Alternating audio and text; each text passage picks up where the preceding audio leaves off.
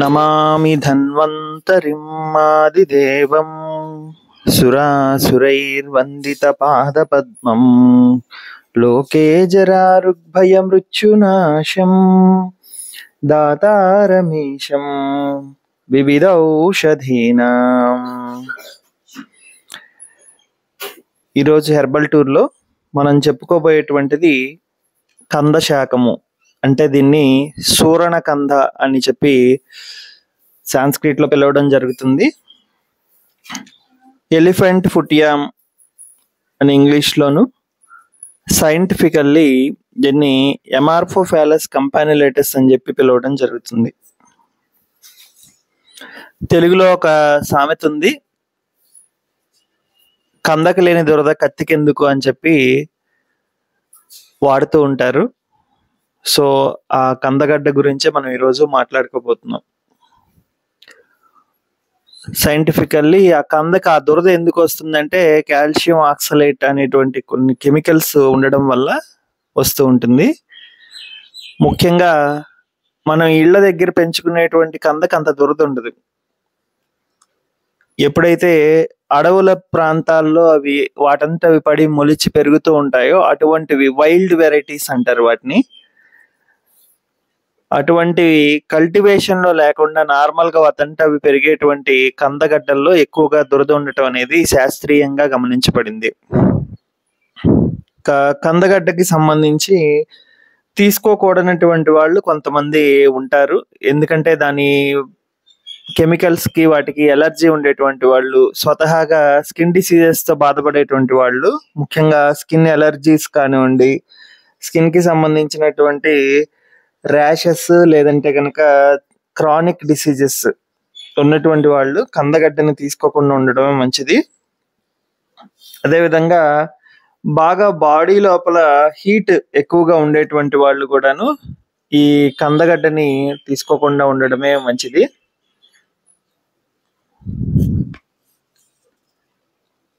ఇక కందకి సంబంధించినటువంటి విషయాల్లో ప్రధానంగా దీన్ని మనం అర్షమొలలు, పైల్స్ అనేటువంటి సమస్యల్లో ఎక్కువగా వాడటం జరుగుతుంది.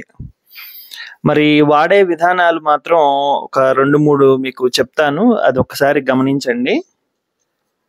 అర్షమొలలు అనేటువంటివి ఎవరికైతే బాధిస్తూ ఉంటాయో వాళ్ళకి ప్రధానంగా ఈ కందకి సంబంధించినటువంటి కందని జ్యూస్ చేసి ఒక 10 ml మోతాదులో కనుక ఇచ్చినట్లయితే పైల్స్ లో ఉపయోగపడతాయి. ముఖ్యంగా ఎక్కువగా సైజు ఉండి బాగా దురద కలిగిస్తూ అక్కడ వాటరీ డిశ్చార్జ్ లాగా ఉండేటువంటి పైల్స్ లో దీన్ని వాడటం జరుగుతుంది. అదేవిధంగా పొడి చేసినటువంటి కందగడ్డని 3 నుంచి 5 గ్రాముల మోతాదుని మజ్జిగలో కలుపుకుని తాగితే కూడాను మనకి ఎక్కువగా బెనిఫిట్ అనేది కలుగుతుంది.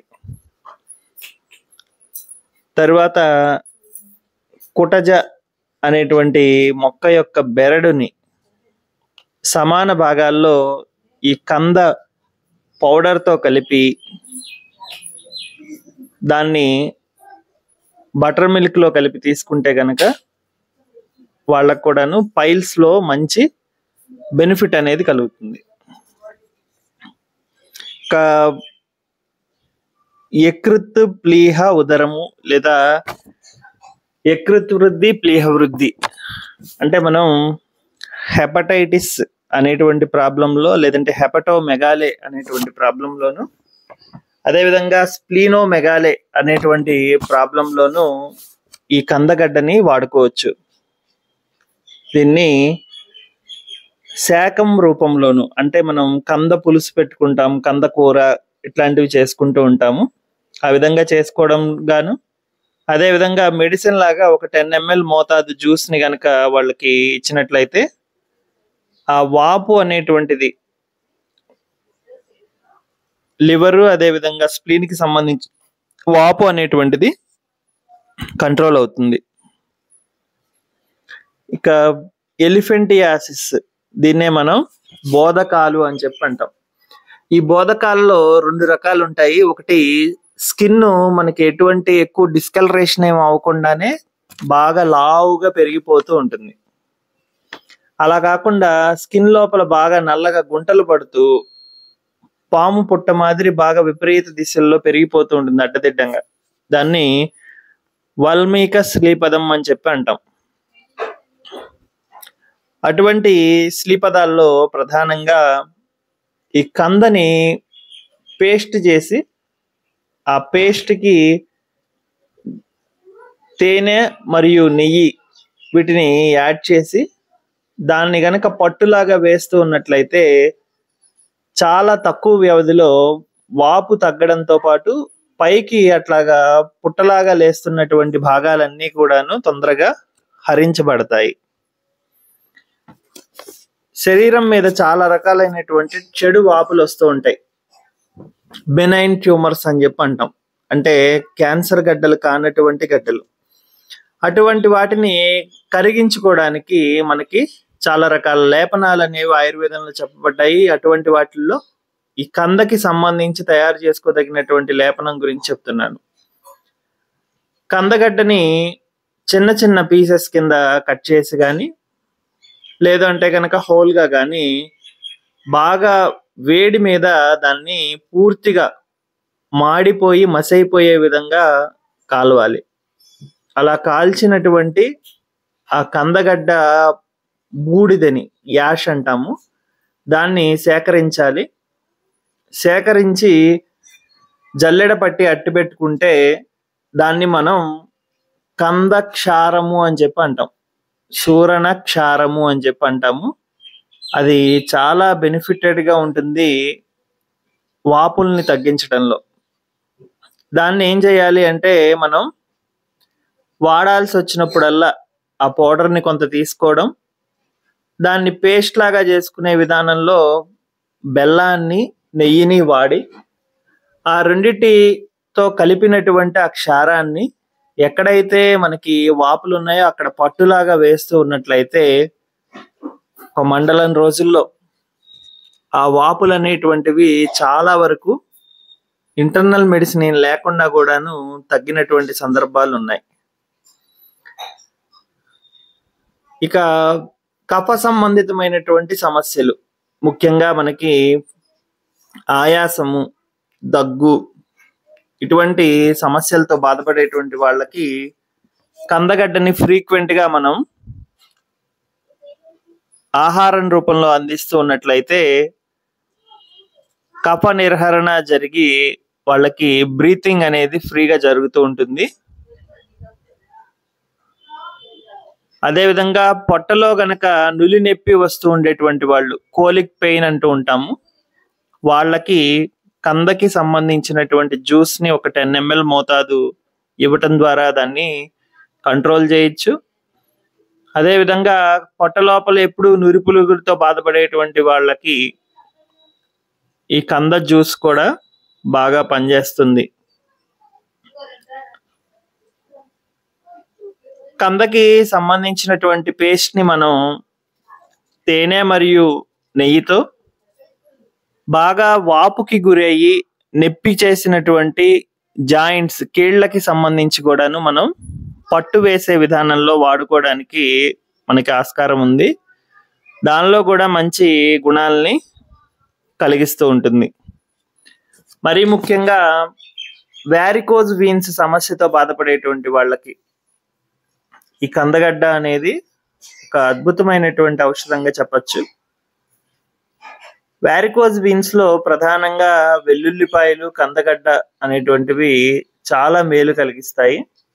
అయితే కందగడ్డని తీసుకోవాల్సినటువంటి విధానం ఏంటంటే బచ్చలి కూర అని చెప్పి ఉంటుంది మనకి, తీగ అండ్ కాండ బచ్చలి. ఆ బచ్చలి కూరతో పాటు కంద బచ్చలి పులుసు కూర చేసుకుని కనుక వారానికి 1-2 సార్లు తింటూ ఉన్నట్లయితే వ్యారికోజ్ వీన్స్ లో గణనీయమైనటువంటి మార్పు అనేది కనబడుతూ ఉంటుంది. ఒక మంచి మెడిసిన్ లా పనిచేస్తూ ఉంటుంది. ఈ వాడేటువంటి సందర్భంలోనే కొంచెం గనక మనం సాక్స్ అంటే స్టాకింగ్స్ లాంటివి వాడి పర్ఫెక్ట్ గా మనం ఎక్కువసేపు నిలబడటం, కూర్చోవడం, ఏవైతే కారణాలు ఉంటాయో ఈ వ్యారికోజ్ వీన్స్ అవి చేయకుండా ఉండడం, ఇట్లాంటివి చేసినట్లయితే రిజల్ట్స్ అనేవి మనకి చూడటానికి కంటికి కూడా కనబడతాయి. నరాలు అనేవి అలా లోపలికి వెళ్ళిపోయి మనకి మంచి రిజల్ట్ అనేది తెలుస్తుంది. ఇంకా ఎవరైతే డైజెషన్ కి సంబంధించి సమస్యలతో బాధపడుతూ ఉంటారో, ముఖ్యంగా అన్నం మీద వాంఛ లేకపోవటం, అంటే ఏదైనా తినాలనేటువంటి కోరిక కలగకపోవటం, లేదు తిన్నది హెవీగా ఉంది, ముందు తిన్న ఆహారం అరగలేదు ఇంకేం తింటాను అని చెప్పి అంటాం, వీటిని ఎనోరెక్సియా, ఇండైజెషన్ అనేటువంటి పేర్లతో పిలుస్తూ ఉంటారు. సో అటువంటి వాళ్ళకి ఏంటంటే మనకి కంద పులుసు కూర గనక ఆహారంలో గనక మనం వాడుతూ ఉన్నట్లయితే వాళ్ళకి ఎంతో ఉపయోగకరంగా మనం చేసిన వాళ్ళం అవుతాం. ఇక కందని దాని దురద నుంచి మనం బయటపడటం ఎలాగా, కోసేటప్పుడు కానీ లేదంటే వాడేటప్పుడు కానీ అని చెప్పినట్లయితే, ముఖ్యంగా మనకి కొబ్బరి నూనె రాసుకుని కట్ చేయటం ఇవన్నీ కూడాను తెలిసినవే. ఇంకా నిమ్మరసం కానీ చింతపండు గుజ్జు కానీ కలిపినటువంటి నీళ్లలో, వేడి నీళ్లలో కందగడ్డని గనక కొంచెం సేపు ఉంచి కట్ చేస్తున్నట్లయితే ఎటువంటి దురద ఉండదు, అదంతా కూడా న్యూట్రలైజ్ అయిపోయి ఉంటుంది కెమికల్ రియాక్షన్ వల్ల. అదేవిధంగా కందగడ్డని మనం చిప్స్ లాగా తయారు చేసుకునేటప్పుడు వాటిని డైరెక్ట్ గా ఫ్రై చేయకూడదు.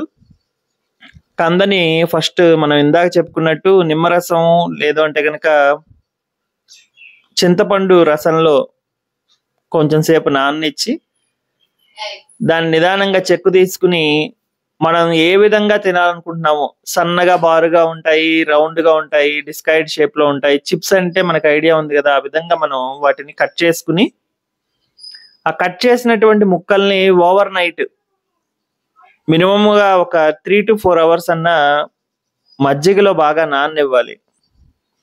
ఆ విధంగా నానితే గనక కంద వల్ల కలిగేటువంటి దుష్ప్రభావాలు అనేటువంటివి కలగకుండా ఉంటాయి. ముఖ్యంగా థ్రోట్ లో ఇరిటేషన్, నాలుక బాగా కొట్టుకుపోయినట్టు అవటం, నంజుపొక్కులు రావటం, వేడి చేయటం, ఇట్లాంటి సమస్యలన్నీ కూడాను తగ్గుతాయి.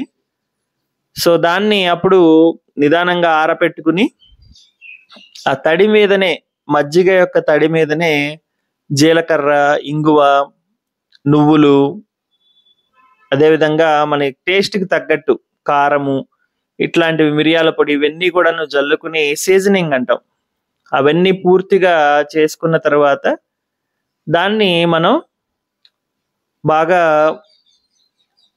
ఫ్రై అయ్యే విధంగా నూనెలో మనం దాన్ని నీట్గా వేయించుకుని ఒక జార్లో పోసి అట్టి పెట్టుకుంటే మినిమంగా 15 రోజుల నుంచి నెల రోజుల వరకు అవి ఎటువంటి చెడు ప్రవాహాన్ని గురి చేయకుండా మనకి తీసుకోవడానికి అనువుగా ఉంటాయి. ఈ విధంగా చేసినటువంటి చిప్స్ గనక తింటూ ఉంటే డైజెస్టివ్ సమస్యలు, ముఖ్యంగా ఇందా చెప్పుకున్నటువంటి ఆరోగ్య సమస్యలు, ఇలాంటివన్నీ తలెత్తకుండా ఉంటాయి. ఇది మనకి భోజన కుతూహలం అనేటువంటి గ్రంథంలో కంద శాకాన్ని చిప్స్ లా తయారు చేసుకునేటువంటి విధానం కింద చెప్పబడింది.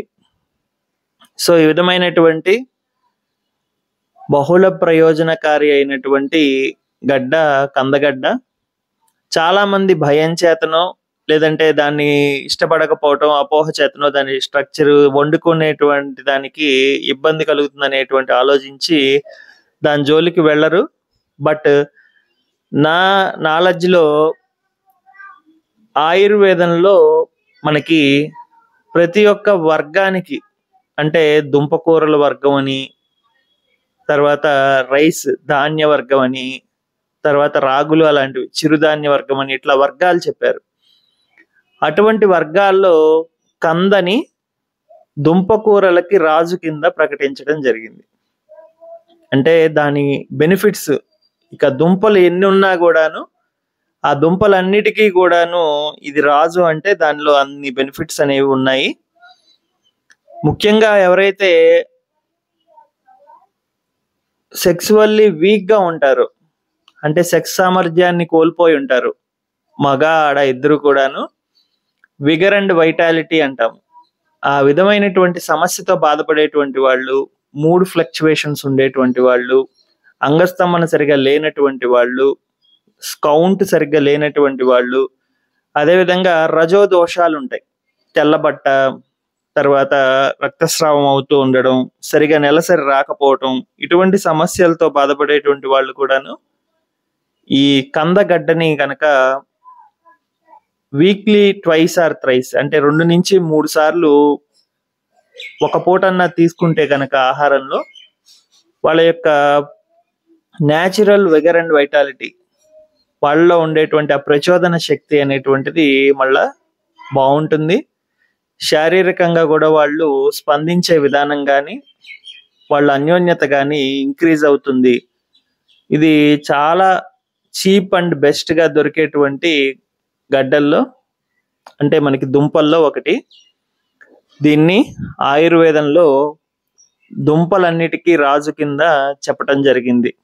ఎలా అయితే ఫ్రూట్స్ అన్నిట్లో ఫలోంక రాజా ఆమ్ అని చెప్పి మనం చెప్పుకుంటూ ఉంటామో, అలాగా ఇది దుంపలన్నిటికీ రాజు. సో అలాంటి కందగడ్డ గురించి మీరు ఈరోజు తెలుసుకోవడం, ఇది మనకి సరైనటువంటి సీజను. వర్షాకాలం నుంచి ఇది బాగా పెరిగి పెద్దదయ్యి వస్తూ ఉంటుంది. ముఖ్యంగా ఇది 2 నుంచి 4 అడుగులు పెరిగేటువంటి మొక్క. దీనికి కాయలు గింజలు వస్తూ ఉంటాయి, ఆకులు వస్తూ ఉంటాయి. అయితే మనం వాడేది మాత్రం గడ్డని ఎక్కువ వాడతాము. చాలా కొద్ది సందర్భాల్లో మాత్రమే ఆకులకి సంబంధించినటువంటి కషాయాలని వాటిని మనం వాడటం జరుగుతూ ఉంటుంది. అదంత ఇంపార్టెంట్ కాదు కాబట్టి ముఖ్యంగా ఇప్పుడు దాకా చెప్పిందంతా కూడాను మనం గడ్డ గురించే, కందగడ్డ గురించే. సో ఈ కందగడ్డని మీరు ఎనీ టైం అవైలబుల్గా ఉంచుకుని మీకు వచ్చేటువంటి చెప్పినటువంటి ఆరోగ్య సమస్యల్లో దీన్ని అద్భుతమైనటువంటి రిజల్ట్స్ చూస్తారని చెప్పి ఆశిస్తూ ఈరోజు క్లాస్ ఇక్కడితో కన్క్లూడ్ చేస్తున్నాను. సర్వే భవంతు సుఖినః, సర్వే సంతు నిరామయాః, సర్వే భద్రాణి పశ్యంతు, మా కశ్చిద్ దుఃఖభాగ్ భవేత్. ఓం శాంతి శాంతి శాంతి.